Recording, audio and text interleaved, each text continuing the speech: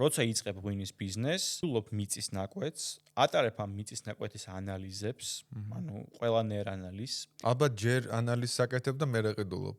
თავისთავად, ხო, თავისთავად. კი, ანუ რა ტიპის ნიადაგია, რისი ნაკლებობაა მიწაში, რა არის ჭარბად, როგორ უნდა დაამენეჯმენტო მერე, ესე ვთქვათ, მან ვენახის მოვლა გაშენება და ასე შემდეგ. ამ ნიადაგის ანალიზის მიხედვით არჩევ რა ტიპის ვენახი უნდა გაშენდეს. თეთრი ყურძენი უნდა გაშენდეს, წითელი ყურძენი, ყველაფერი უნდა გაშენდეს. იმ თეთრი ჯიშებიდან რა უნდა გაშენდეს. არჩევ, მაგალითად ავარჩიეთ მე ჩვენ აწითელი, ხო? შემდეგ აუცილებლად უნდა შეარჩიო შენ საძირე. საქართველოს შეძახიან მწარეს. საძირი არის ძალიან აუცილებელი კომპონენტი. ამყნობ მოკლედ შენ სვას რა.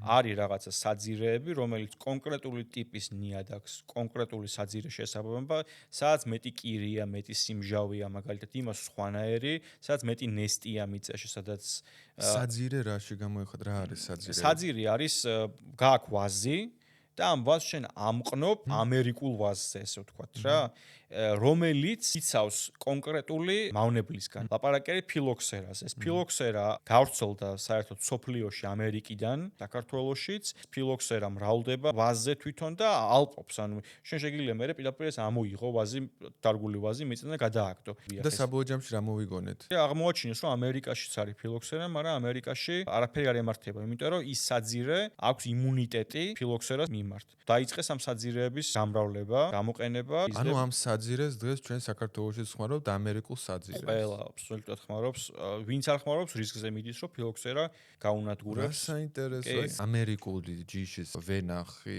მაღაზია ვამყნობთ უკვე ჩვენი ჯიშის ყურძნებს. არსებობს სპეციალური ცენტრები ამის სოფლიოში, დიდი, ცნობილი, რომელიც ამ საძირეებზე გიმყნობს ვაზს და უკვე დამყნობილი, გამზადებული დასარგავად ჩამოდის